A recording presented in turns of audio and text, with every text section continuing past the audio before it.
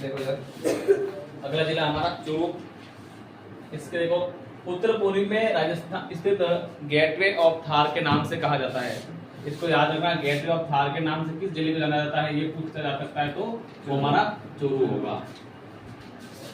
दूसरी इसकी इस नदी विहीन जिले में, मतलब यहाँ नदियां है ही नहीं। एक ऐसा जिला जब तक जो पड़ेगा उसमें पहला जिला है जिसमें नदियां नहीं है। तो हर जिले में कोई कोई नदी तो आई, केवल एकमात्र ऐसा जिला आया जिसमें नदियां नहीं है। तो नदी विहीन जिले में बरखान बालू का स्तूप, मिट्टी के ढेरों वाले स्तूप बनाया गया था ना, उसके स्तूप बने हुए। यहाँ पर नदियां नहीं है, स्तूप बहुत ज्यादा है। स्थापना 1620 ईस्वी में राजपूतों के निर्माण वंश द्वारा ये स्थापना मानी जाती है, लेकिन इतिहास का अलग बताते हैं। इतिहास का कहते हैं इस स्थापना है वो 1620 में चूड़ा नामक जाट ने की थी, है ना। इतिहासकार ये बताता है, लेकिन जो इसके तथ्य मिले, शिलालेख जो मिले, अभिलेख मिले, उसमें माना गया कि इसकी स्थापना है वो राजपूतों के निर्माण वंश ने की थी। फिर इसका 30 मार्च 1949 को एकीकरण के चतुर्थ इसको वृहद राजस्थान में विलय कर लिया। जो पूर्ण राजस्थान बना था हमारा, राजस्थान बन रहा था, तो चौथे चरण में इसको मिला दिया गया। अभी रियासत तो नहीं रहती, ये पहले रियासत थी ना। जब 30 मार्च 1949 को इसको राजस्थान मिला गया, तब से रियासत नहीं रही फिर ये।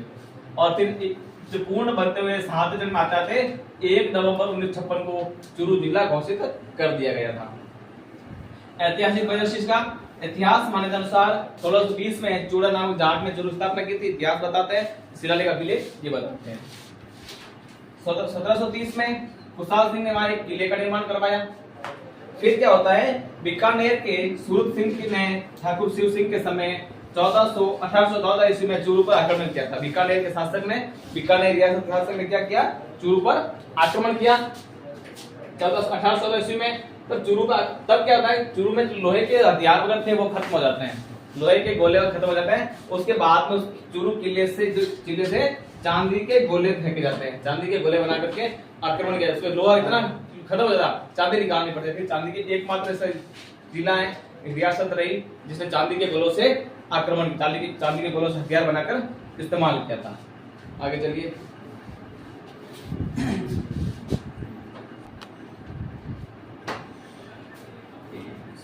स्वतंत्रता संग्राम में चूरू का क्या योगदान रहा देखिए। इसमें होता है एक दुधवा खारा चूरू किसान आंदोलन। वर्ष 1944 में जागीरदार ठाकुर सूरजमल सिंह ने पुराने बकाया की वसूली के द्वारा नाम पर किसानों से उनकी जोत से बेदखल कर दिया। जोत का मतलब जो हल चलाने का काम था ना, उसकी भूमि थी जो खुद के हिस्से में आती, उसे उसको निकाल दिया कि आपकी नहीं रही, आपने पुराना कर नहीं चुका है, तो आपसे इसको हमारे अंडर में रहेगी अब। जिसके कारण किसानों ने वहां पर एक आंदोलन खड़ा किया, आक्रमण किया था। आंदोलन करना ना, आंदोलन किया, आक्रमण ज्यादा हो जाएगा, है ना। हाँ, आक्रमण तो ज्यादा हो जाएगा। आंदोलन किया था। नेतृत्व तो मगाराम वैद। कोई आगे आएगा, आक्रमण का लिख दिया, आंदोलन का लिखा है ना, आंदोलन का जो है मगाराम वैद्य ने, रघुवर दयाल ने और हनुमान सिंह हसीन ने मिलकर पूरा गठन बनाया 35-40 लोगों का, और वो उन्होंने जो है आंदोलन किया था। कांगड़ा कांड 1946 में चूरू के किसानों में खरीद की फसल नष्ट होने पर कर में रियायत, अब फसल नष्ट हो गई तो कर कहाँ चुकाएंगे, टैक्स कहाँ से देंगे। तो उन्होंने कहा कि आप टैक्स कम कर लीजिए, कर कम लीजिए। उसके लिए उन्होंने क्या किया, फिर बीकानेर गए। तो बीकानेर के शासक थे साधु सिंह, उनके जो संबंध थे, सामने काम कर लोग थे, उन्होंने क्या किया, किसानों के साथ मारपीट की गई थी। इस बात को कांगड़ा कांड का नाम दिया गया। सर्वहितकारी सभा, तो सबके हित के लिए सभा बनाई गई, सभा बनाई थी स्वामी गोपाल दास द्वारा। और उस समय क्या हुआ, राज्य में पहली तिरंगा फहराने की घटना, राजस्थान में पहली बार तिरंगा फहराया गया था 26 जनवरी 1930 को। ये बहुत इंपॉर्टेंट है। चूरू के धर्म स्तूप पर, वहां बैठे धर्म स्तूप पर, और 26 जनवरी 1930 को राजस्थान में पहली बार तिरंगा लगाया गया, तिरंगा फहराया गया था। ये इंपॉर्टेंट, ध्यान रखना। चलिए आगे भौगोलिक परिदृश्य में चलिए इसका।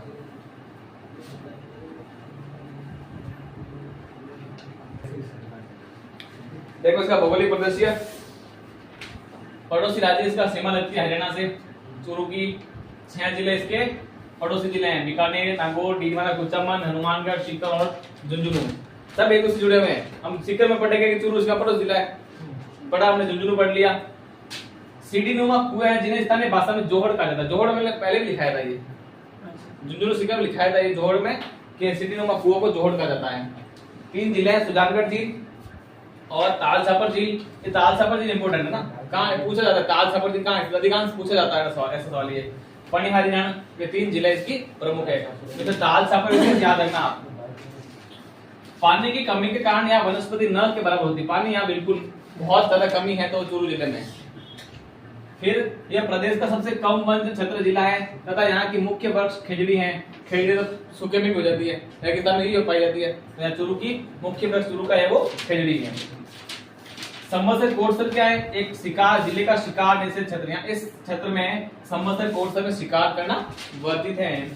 ताल छापर अभयारण्य इंपोर्टेंट है, याद रखना, पूछा जा सकता है। यह अभयारण्य कृष्णमृग, काले मृग के लिए, गुर्जा पक्षी के लिए या साइबेरियन साइरस के लिए प्रसिद्ध है। इस अभयारण्य में मोतिया घास यानी राइप्रास रोटन्स ये इसका वनस्पतिक नाम है, घास का वनस्पतिक नाम ये।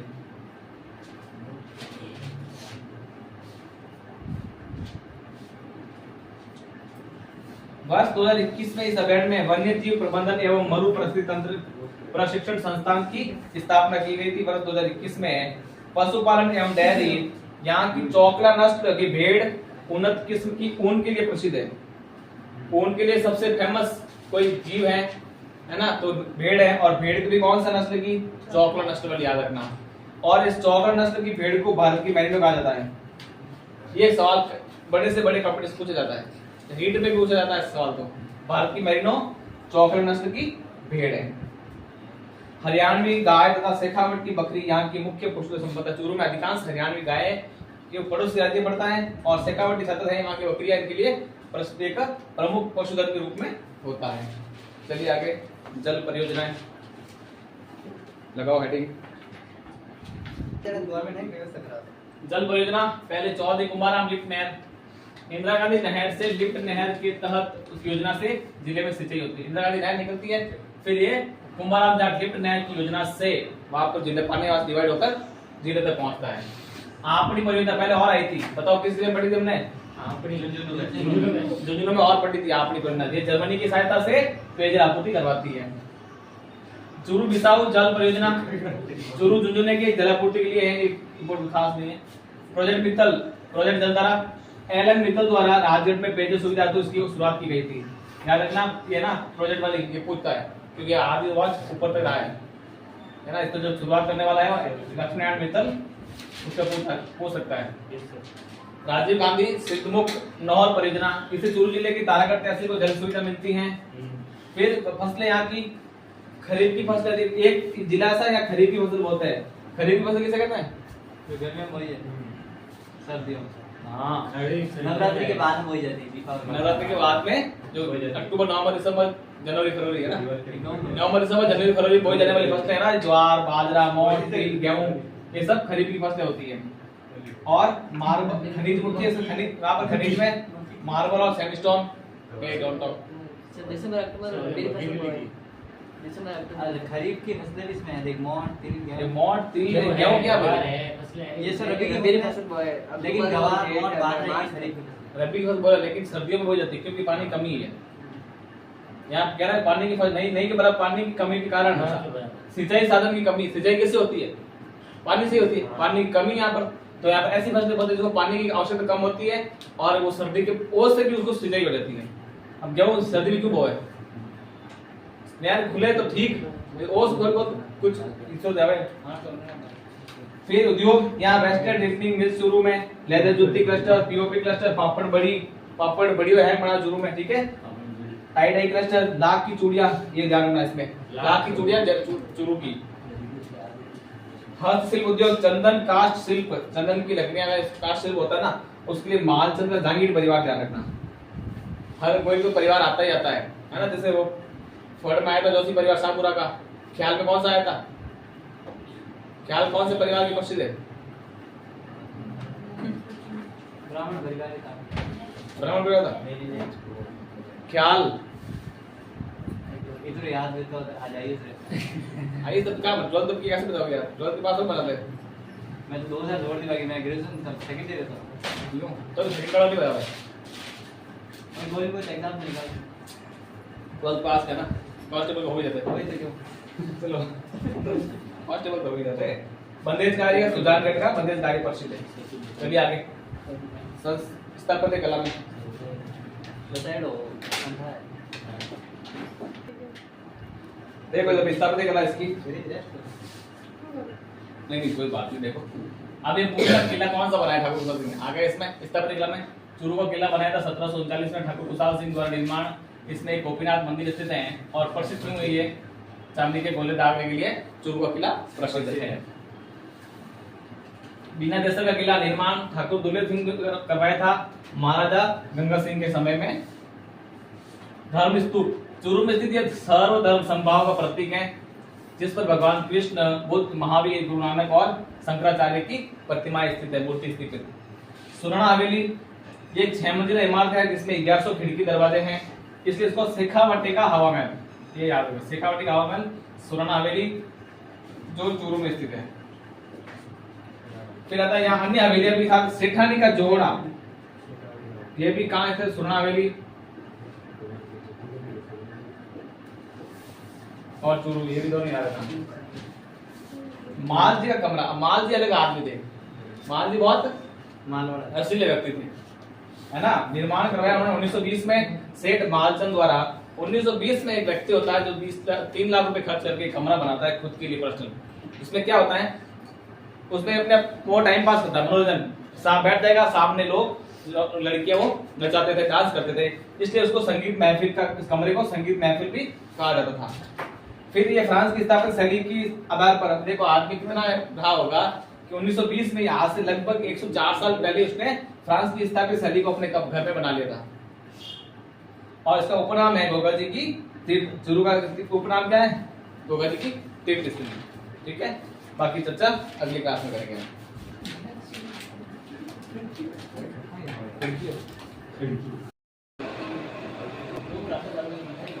हाँ देखो इधर चूरू जिला पढ़ रहे थे। अगला हमारा धार्मिक स्थल पहला नदेवा। यहाँ पंचपीरों में शामिल गोगा जी सांपों के देवता के रूप में विख्यात है। पता है ना गोगा जी के बारे में? कौन थे गोगा जी? पंचपीरों में शामिल एक लोक देवता, है ना। जब उनकी पति का नाम क्या था बताओ? कैलम। और पेमल की कौन की थी? कैलम तो थी इनकी, पेमल तेजा जी की। नेतल रामदेव जी की। और बाबू जी की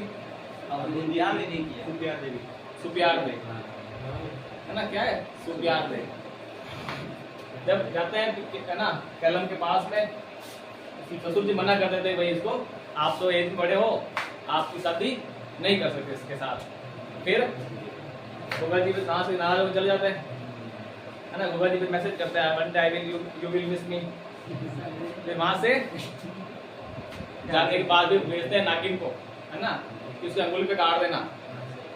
फिर वहां से वापस गोगा जी के पास एक व्हाट्सएप मैसेज आता है कि आप धर्म संकट में पड़ गए हो, और फिर वहां पर वो कहते हैं वो डोरा वगैरह मार देना ठीक हो जाएगी, है ना। उसकी बहुत रोचक कहानी है, पढ़ना बहुत गौर से अच्छा है। लोग देवता का चरित्र पढ़ा करो, बाबू जी का है, गोगा जी का है, रामदेव जी का है, मेहर जी मंगलिया का है, कल्ला जी राठौर का है, सब है ना आपके, पढ़ना आप इनका जन्म स्थान नदरेवा चूरू, ध्यान रखना। इस स्थान को क्या कहते हैं? शीशमेड़ी। गोगामेड़ी मत देना, गोगामेड़ी आपको जगाने के लिए कहेगा कि गोगा जी के जन्म स्थान क्या कहते हैं? शीशमेड़ी। मेला लगता है भाद्र का नवमी को, जिसको क्या कहते हैं? गोगा नवमी। क्या बनाते हैं गोगा नवमी को? मेला तो बनता है, घर पे क्या बनाते हैं? हमें क्या घर पे क्या करते हैं देखो, है ना। एक हाँ बनाए गोल गोल बनावे, एक आदमी बनावे,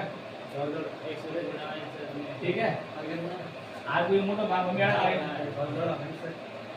खीर चूरमा बना पूजा करे नहीं होगा ना में, खीर बनावे, चूरमा बनावे।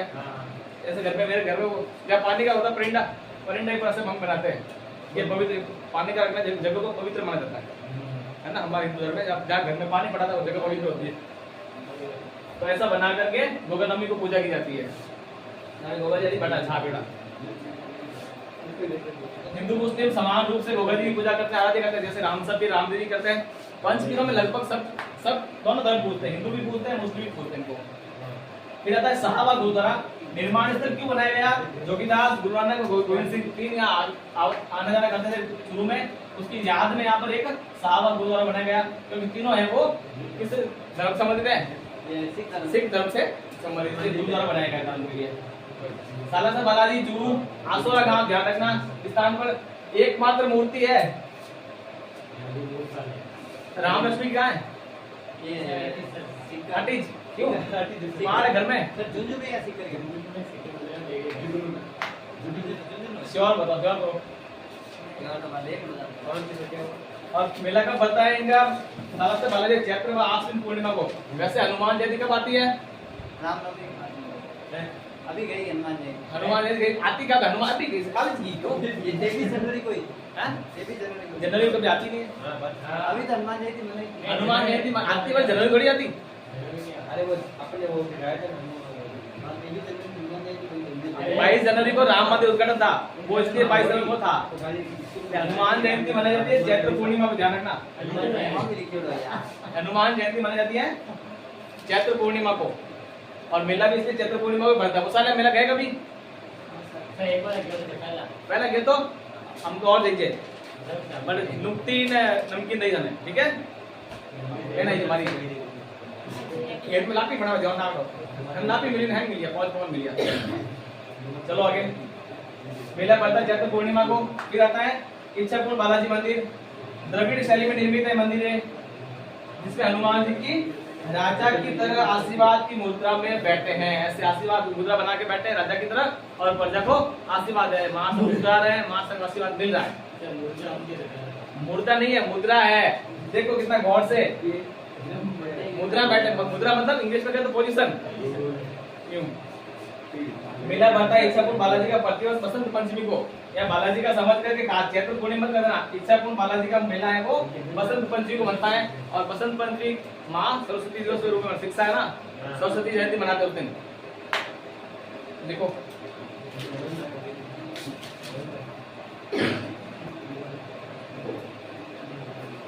देखो पहला अगला है तिरुपति बालाजी मंदिर।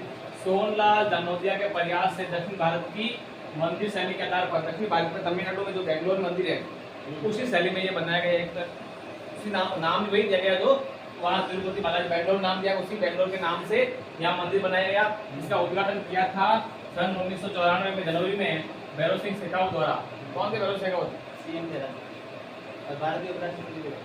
राजस्थान से उपराष्ट्रपति रहे, राजस्थान के थे, भारत उपराष्ट्रपति बने, और राजस्थान के पहले गैर कांग्रेसी सीएम थे। कब बने थे सीएम? मोहनलाल सुखाड़े के बाद में बने थे। 1977 से 1980 तक 3 साल रहे थे।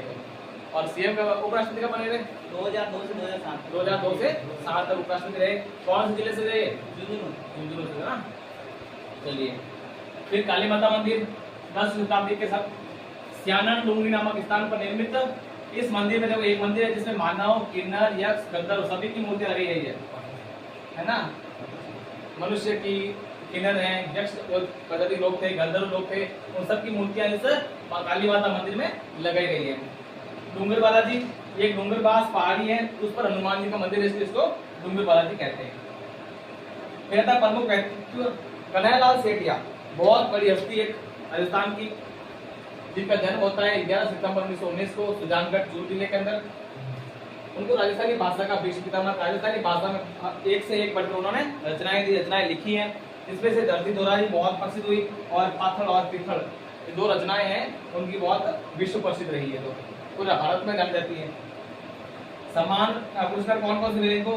पद्मश्री मिला 2004 में, राजस्थान रत्न दिया गया 2012 में, साहित्य अकादमी पुरस्कार, भारतीय ज्ञान पीठ का मूर्ति पुरस्कार, और साहित्य मनीषी पुरस्कार। ये इनको बहुत बड़े बड़े पुरस्कार थे राजस्थान लेवल तक के, यहाँ तक कि राष्ट्र लेवल के थे, वो भी इनको नेशनल लेवल के दिए गए थे इनको।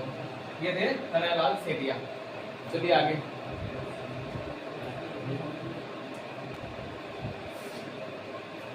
देवेंद्र झांझरिया क्या कर, बचपन में जब अपने घर की छत पर खेलते वक्त उन्होंने क्या बताया कि टाइगर केबल कार जो होता है ना उसको छू लेते हैं, तो फिर एक हाथ जलने से इतने तक काट देता है। अब डॉक्टर उसको कहते हैं कि हाथ बचने की कोई आवश्यकता इसकी संभावना नहीं है, उसका एक हाथ काट देते हैं। फिर वो एक हाथ से अपने भाला फेंक के प्रैक्टिस करते हैं और इंटरनेशनल लेवल तक वो खेल के आते हैं। और उनके नाम तो कई बदल, सिर्फ एक भी ऐसा नहीं आ रहा है कि उन्होंने कांस्य पदक जीता हो, सिल्वर गोल्ड जीते इन्होंने अधिकांश। एक बड़ी हस्ती रही है। जन्म इनका 1989 में 81 में चुरू में हुआ था। F44-46 पर भाला फेंक के पैरा खिलाड़ी कहते हैं जो विकलांग होते हैं, चाहे वो हाथ टूटा हो, चाहे पाँव टूटा हो, चाहे अंधे हो, कुछ भी हो, उनको पैरा खिलाड़ी कहा जाता है, जो विकलांग कैटेगरी में आते हैं। इन्होंने पदक और एथेंस पैरालंपिक 2004 में स्वर्ण पदक जीता था। फिर वर्ल्ड चैंपियनशिप हुई 2013 में, उसमें भी स्वर्ण पदक जीता। एशियन गेम हुए 2014 में, वहां सिल्वर मेडल हाथ लगा उनको, रजत पदक, चांदी का मेडल। वर्ल्ड चैंपियनशिप वापस 2015 हुई, वहां भी सिल्वर मेडल मिला उनको। फिर रियो में ओलंपिक हुआ 2016 में, वहां स्वर्ण जीता है। और अभी जब टोक्यो हुआ था 2020 में, उसमें भी उन्होंने सिल्वर मेडल जीता था।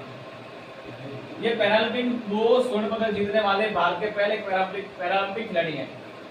2 स्वर्ण पदक जीता इन्होंने, ऐसे पहले खिलाड़ी जिन्होंने 2 बार इंटरनेशनल लेवल पर एक विकलांग की कैटेगरी में स्वर्ण पदक जीता है।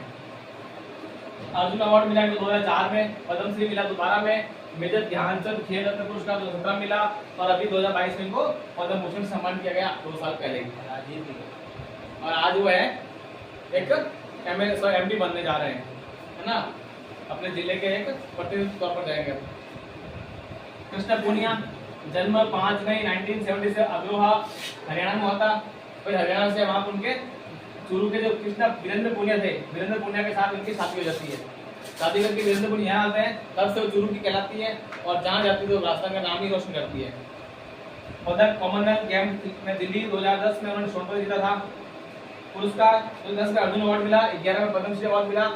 इनके जो कोच और पति वीरेंद्र पूनिया, पति भी थे, कोच भी थे, इन्होंने ट्रेनिंग दी इस पत्नी को, है ना, इतना सपोर्ट किया। एक ने एसटीए बना दिया था, एक ने तो पत्नी को इतना सपोर्ट किया कि एसटीए बना दिया। फिर हमें मालूम कहते हैं कि हाथ ही बड़े नॉलेज हुआ,